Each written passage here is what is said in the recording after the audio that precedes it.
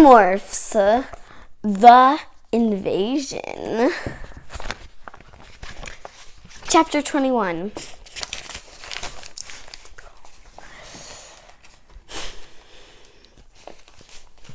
Where have you been all afternoon and evening? My mom asked me as we sat down for dinner. My family is very old-fashioned about dinner. We all have to sit at the table, no TV. My mom's a writer, so she hates TV unless it's one of her favorite programs. Where have I been? I repeated the question. Hanging out, hanging with Marco. I don't know why you bothered to ask, my dad said. His answer is always the same, hanging out. So what did you do at work today, Dad? I asked him. Hung out, he said. He gave me a wink and we all laughed. I glanced over at Tom. He was eating chicken like the rest of us and laughing. He seemed so normal. You doing anything tonight, Tom? I asked him. Why? I tried to look casual. I was thinking maybe we could shoot some hoops, I said. Maybe you could teach me some new moves, and I could take another shot at making the team. Sorry, man, he said. I have things to do tonight. Yeah, like what? I asked. Hanging out, no doubt, my mom said. Eat the broccoli, Jake. It's good for you. It's full of trace minerals and vitamins you can't get anywhere else. Okay, I said to my mom. You know how much I love trace minerals. I popped the smallest piece of broccoli I could find and tried to gag it down. I guess it wasn't any worse than eating a live spider. So, Tom, what was it you said you were doing? I asked again. He gave me a dirty look. Do I have to check in with you now? I have things to do. It's okay. Is that okay, little brother? A girl, my dad commented. I know these things. I'm a doctor. No, Dad, not a girl, I wanted to say. A yerk pool. What's a yerk pool, Mom? Well, it's kind of a long story. I decided to try one more time. I guess a part of me still refused to believe what Tom was. Maybe you're just afraid to shoot hoops with me. Maybe I'd kick your butt. Yeah, that's it. Happy now? Tom sneered. His gaze met mine. Was there some sign in those eyes? Some evidence of the selfish, evil creature that was controlling him? No, I wish there had been. But there is no way to know who is the controller and who isn't. No way. And it's what makes them so hard to stop. They can be anywhere. They can be anyone, anywhere.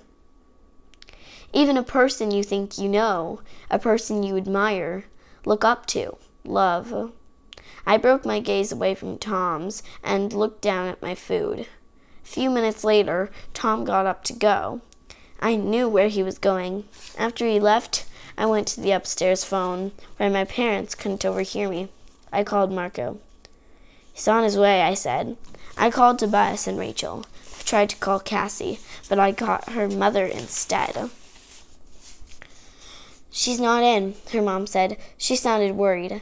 She wasn't home for dinner. She went out to feed some of the animals and didn't come back. My stomach clenched. She's probably just out riding one of the horses, I said, trying to reassure myself as much as Cassie's mom. You know Cassie. All the horses are in their stalls, she said. I took a couple of deep breaths. Something was wrong. What had happened to Cassie?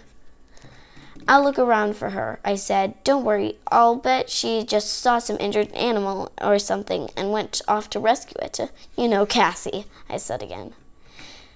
Yes, I'm sure she'll be fine. Right. She was about as sure as I was. But what could I do? The plan was set to attack the yerk pool and rescue Tom. Maybe Cassie was already at the school waiting. Maybe. I had a very bad feeling as I rode my bike to the school. I had the bike across the street, the way we had planned. Then I hooked up with hooked up with Marco and Rachel. Cassie's missing, I said, and where's Tobias? Rachel pointed up at the sky. The sun was setting fast, but I could see Tobias circling high overhead. What is the matter with him? I exploded. He's got a 2-hour time limit, and we don't know how long this is going to take. Maybe we should bail until we found out what happened to Cassie, Rachel said. Could be just scared, Marco said. I am. Maybe, I agreed, although I doubted it. But they say you never know who's going to be brave or cowardly in a battle.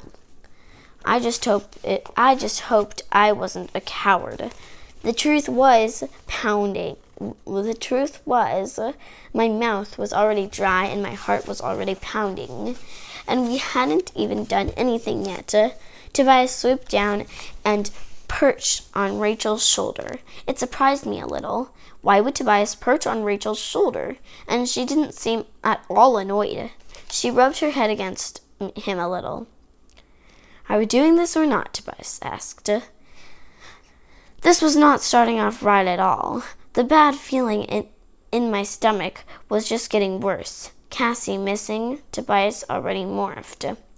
Everyone was looking at me, waiting for me to decide. Yeah, we're doing it, I said. The school was locked up for the night, but Marco had taken care of that little problem. I knew of a window in the science lab that didn't lock. We crawled into the science lab through the window.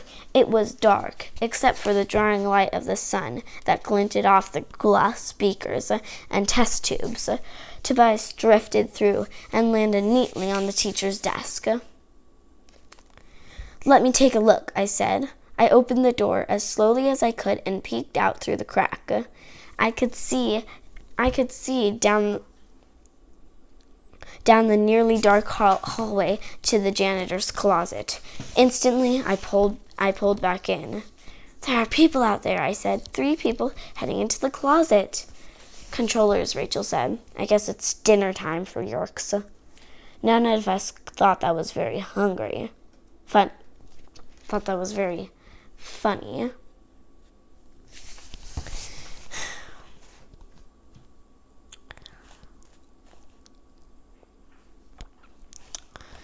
How are we going to get in there? Marco asked. Wait a minute, Rachel said. Do all the controllers know each other by sight? I mean, maybe we're controllers, right? So just walk right on in like we belong there? Marco asked. Wonderful plan, Rachel. I have a better idea. Let's just kill ourselves now and get it over with. Maybe Rachel's right, I said. Big maybe, Marco pointed out.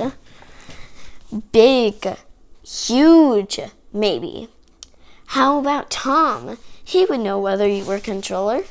I cracked the door again and looked out. Think Tom's already down there, I said. Besides, the hallway's empty now.